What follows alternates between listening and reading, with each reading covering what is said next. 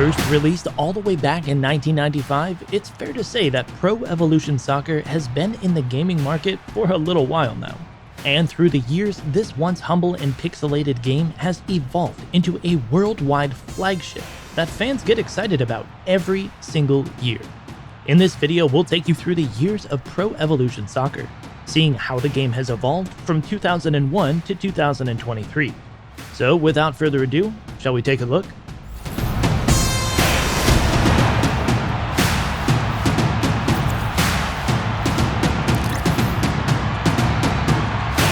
Goalstorm.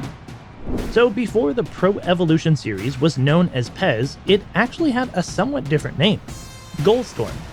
So Goalstorm was released exclusively for the PlayStation 1 and allowed players to play international matches between 36 national teams. For legal purposes, these teams didn't feature any real players, but still, it was one of the first games that allowed you to play with such a variety of teams. Goalstorm was one of the very first soccer games to opt for polygon-based graphics over a texture-based system. This made the game look a whole lot better than its competitors. Even as early as this installment, developer Konami had to deal with one main rival, FIFA.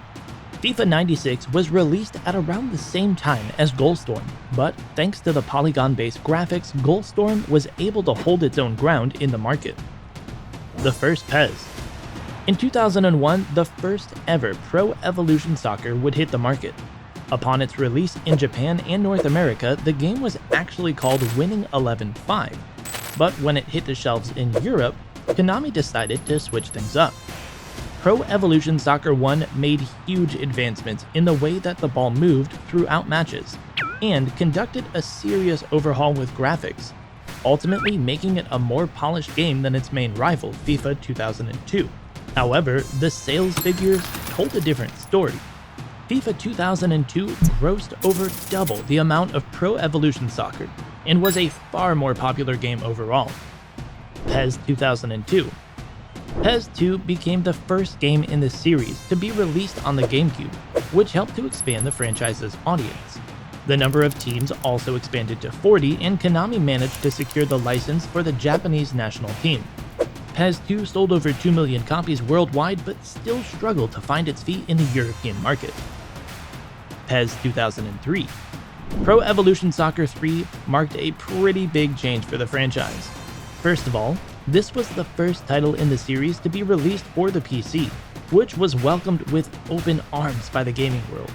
This also opened up more modding options, and some fans were able to create teams that weren't even in the game.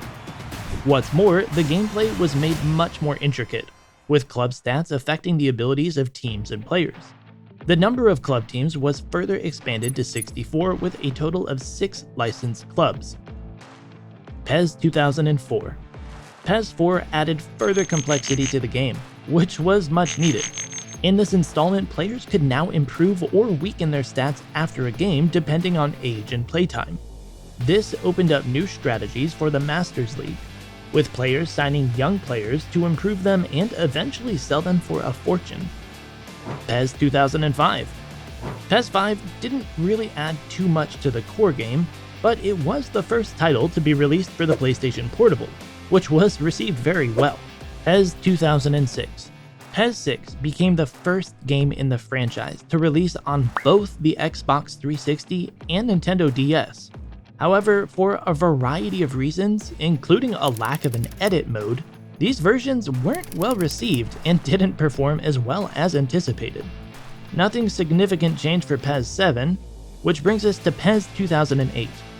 PES 2008 was released literally everywhere, from mobile phones to the PS3 to the Nintendo Wii, and let me tell you, the Nintendo Wii version was one of the weirdest soccer games ever released. Because of the Wii Remote's controls, the passes on PES 8 were unbelievably accurate. This made the game feel more like a strategy game than a soccer title, and took away from the realism that the franchise was known for. PES 2009. The 2009 title picked up the pieces by taking advantage of Konami's exclusive license for the UEFA Champions League. Players also got to experience the Become a Legend mode for the first time, which turned out to be pretty similar to FIFA's Be a Pro gameplay. However, FIFA's version was overall preferred by the community, and the gap in gameplay between the two games started to show. PES 2010. PES 2010 upgraded playability by adding 360-degree control of players via the analog sticks. Players also got to experience playing in the Champions League for the first time. The first iPhone version of the game was also released. PES 2011 to 2012. Nothing much happened in these releases of Pro Evolution Soccer. The game just didn't feel like it was progressing as much as it should have. PES 2013 to 2014. Konami did manage to get back on track during the 2013 to 2014 releases of the game. The 2014 version even got to experience the Fox engine, which made gameplay smoother and overall more enjoyable. PES 2015. The 2015 installment of Pro Evolution Soccer made for one of the best games Konami ever released. The graphics, they were awesome. The gameplay was great and the overall quality was top-notch. However, despite its quality, PES 2015 sold 10 times less than FIFA 15. PES 2016.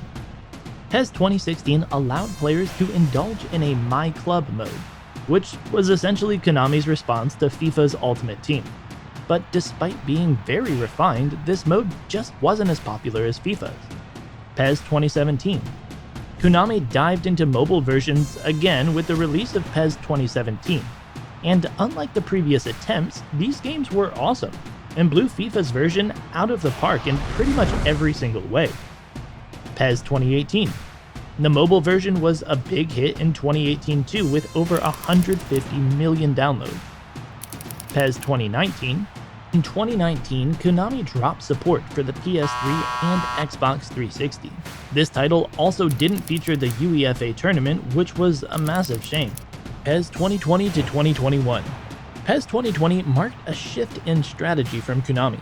Instead of a new version of the game everyone knew, the company decided to switch things up, releasing eFootball PES 2020. To be honest, the game didn't feel very different, and only added a few new features like a matchday mode. In 2021, we didn't even get a new title, rather a 2021 season update to eFootball PES. Safe to say, this didn't go down very well with fans. PES 2022 to 2023. Konami's 2022 release was called eFootball 2022 and became the first game in the franchise with no Pro Evolution Soccer in the name since Goalstorm. And guess what? People hated this game and has since received a rating of 4 out of 10 on IGN. Ultimately, PES has endured a pretty tough ride over the years. The games have been good, but rarely better than FIFA, which has consistently improved over the years. As time went on, the scales just tipped in FIFA's favor, and Konami hasn't been able to think of anything to get its fans back. We'd love to get your thoughts on Pro Evolution Soccer, so let us know in the comments below, and we'll see you in the next one.